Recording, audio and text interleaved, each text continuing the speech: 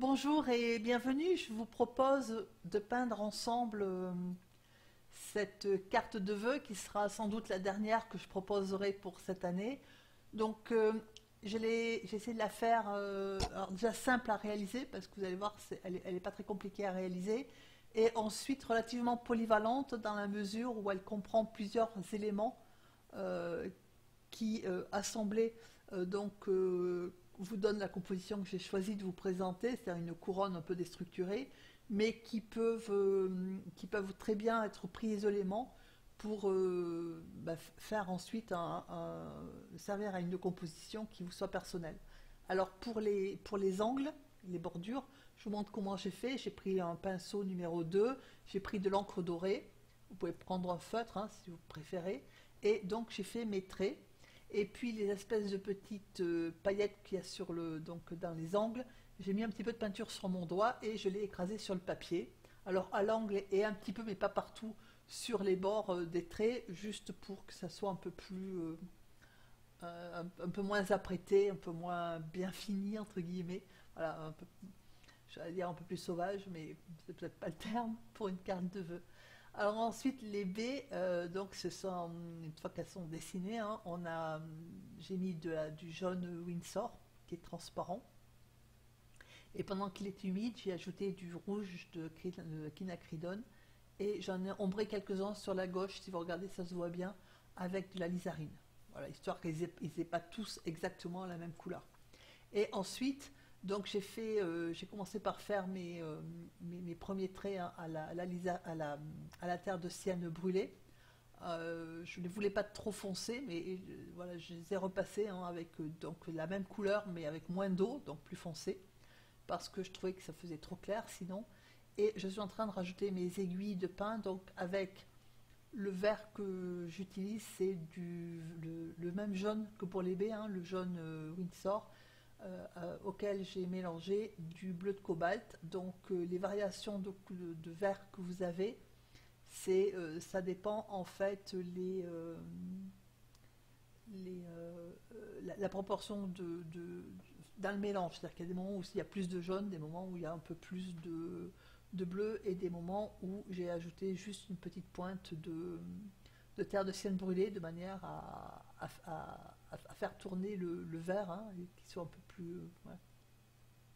Donc, pourquoi il est important de faire son vert et avec les couleurs de préférence qu'on utilise, même si effectivement le bleu ne se retrouve que dans le vert. C'est une question d'harmonie. Si vous utilisez d'autres couleurs pour des verts, ça fera beaucoup de couleurs en fait au final.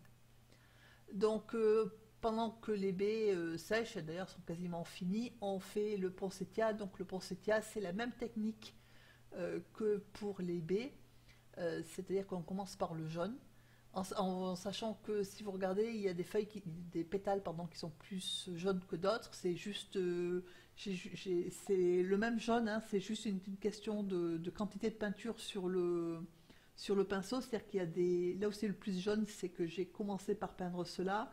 Ensuite, j'en ai fait un avec un petit peu moins de peinture, puisque j'avais pas rechargé le pinceau.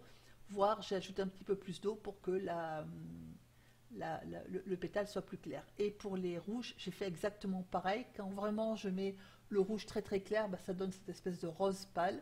Il y a des endroits où j'ai pris un petit peu de jaune sur le pinceau et donc j'ai ajouté mon rose, c'est pour ça que ça fait mon rouge, pardon. C'est pour ça que ça fait de l'orange. Et puis au centre, c'est vraiment du rouge qui est très peu dilué et où il n'y a pas de jaune. C'est pour ça que si vous regardez, le rouge est relativement froid par rapport à ce que j'ai fait ailleurs. Et donc en fait, j'essaie de varier mes nuances de rouge sans changer de couleur, hein, uniquement en ajoutant plus ou moins d'eau, plus ou moins de peinture, ou des fois en mettant un petit peu plus de jaune, ou bien comme là, en ajoutant un petit peu d'alizarine. Voilà. Alors après la lizarine, il faut faire attention parce que c'est un très beau grenat hein, qui tourne qui a tendance à aller vers le violet. Donc, il faut faire attention à pas trop en abuser. Enfin, ça va être foncé très, très, très, très vite. Voilà. Donc, en fait, après, on prend ses pétales en faisant attention de ne pas, d'éviter d'aller faire des pétales à côté d'un pétale qu'on vient de peindre, sinon ça va diffuser. Voilà. Par contre, en matière de, donc pendant qu'on fait les feuilles, hein, qui sont le même vert que celui des aiguilles qu'on a fait tout à l'heure. Je vais juste vous dire un petit mot sur la composition, c'est-à-dire que autant le poinsettia est bien centré par rapport à l'angle, autant les baies sont légèrement décalées par rapport, les baies en face, hein, sont légèrement décalées parce que je voulais faire une couronne, mais je voulais pas faire quelque chose de symétrique. Voilà. Donc après, ben, si ça vous embête, on peut faire quelque chose de symétrique, bien sûr. Moi, j'ai pas souhaité le faire. Et voilà, c'est vraiment un choix que de le décaler par rapport à l'angle. Donc là, en face, j'ai fait le même style de baie, mais un peu plus légère, hein, avec voilà, des aiguilles un peu plus petites. Et là, je suis en train de dessiner à pinceau levé des feuilles de houx. Alors, vous pouvez le dessiner bien sûr au crayon à papier. Si vous voulez apprendre à les dessiner ou à les peindre, je vous propose donc le tuto que j'avais fait l'année dernière sur peindre des feuilles de houx et puis du gui, même si là j'ai pas mis de gui. Voilà, cette année j'ai pas fait de gui. Mais alors pourquoi est-ce que j'ai mis des feuilles de houx? Alors le vert foncé c'est juste le même vert avec plus de bleu en fait, hein, tout simplement. Avec un peu plus de bleu et un peu plus et une pointe de terre de sienne brûlée, ce qui vous fonce le vert. Alors pourquoi est-ce que j'ai fait des feuilles de houx là? Et c'est parce que en fait quand vous regardez, donc ça fait une couronne, hein, qui est discontinue. Et alors déjà je voulais pas que les deux pièces, les deux parties de la couronne se touchent, bon ça c'est une première chose. Mais je trouvais que ce que j'étais en train de faire, c'était vraiment, il y avait une longueur, hein, il y a un haut qui est très, voilà. C'était un peu étiré en longueur et ma feuille de houx casse un peu cette impression de longueur ou de hauteur, ça dépend dans quel sens on prend la carte. Là on est dans le sens de la hauteur, mais le sens de la carte il est vertical, donc il est dans l'autre sens. Mais c'est pour casser cette impression en fait de longueur, hein, tout simplement, sans alourdir la composition, c'est-à-dire sans faire des branches en plus, comme j'ai fait par exemple en face, hein, où on n'a pas l'impression de quelque chose de très long, parce que justement, il y a des branches, hein, ou des parties de végétaux qui tournent et qui cassent cette impression de longueur. Là, en fait, je l'ai cassé avec des branches de houx. Voilà. Par contre, je ne l'ai pas refait sur l'autre partie de la branche, si vous regardez, qui lui est plutôt long, parce que histoire aussi de varier aussi les effets, et puis de donner aussi une impression d'espace, hein, de longueur.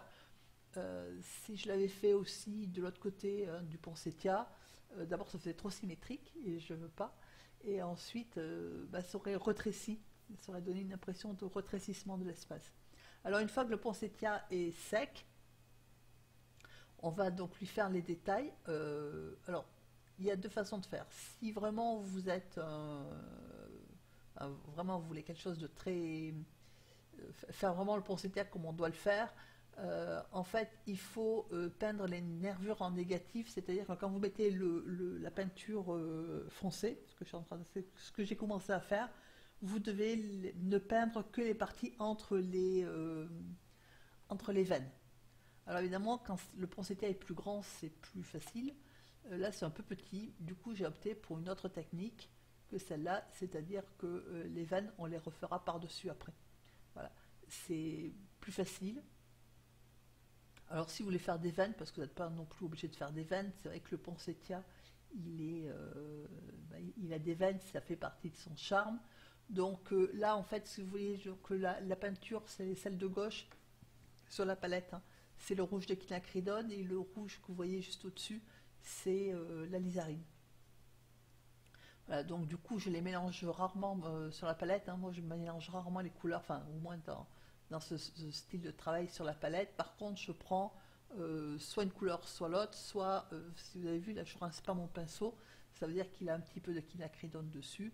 Et donc j'ai opté pour faire les veines en fait avec l'alizarine par-dessus le quinacridone, ce qui est largement, enfin je veux dire, ça se voit sans forcer le trait, hein, puisque l'alizarine, ça se voit bien quand on regarde sur la palette, l'alizarine est nettement plus foncée que le quinacridone. Voilà. Donc en fait, j'ai fait ça, donc ça vous donne, ça vous montre, ça vous donne des veines sans compliquer trop le travail. Voilà. Donc je vous remercie d'avoir suivi cette vidéo. Merci à tous ceux d'entre vous parmi vous qui likez et qui écrivez des commentaires. C'est très gentil à vous. Je vous en remercie. Alors au niveau du cœur, juste, hein, j'ai mis un petit peu donc, du jaune. Dans l'humide, j'ai ajouté le vert qu'on a fait tout à l'heure. Et ensuite quelques petites pointes rouges entre le vert. Ce qui fait on aperçoit à peu près les trois couleurs, même si c'est très petit. Voilà. Donc je vous remercie de l'avoir suivi. J'espère que vous pourrez faire de très jolies cartes de Noël, même si vous débutez l'aquarelle. Ce genre de carte-là peut se faire aussi au crayon, hein, aquarellable, sans trop de difficultés. Voilà, je vous remercie encore une fois de votre soutien et j'espère que vous passerez d'excellents moments à peindre vos cartes et qui feront plaisir à votre entourage. Je vous souhaite une excellente journée et je vous dis à très bientôt.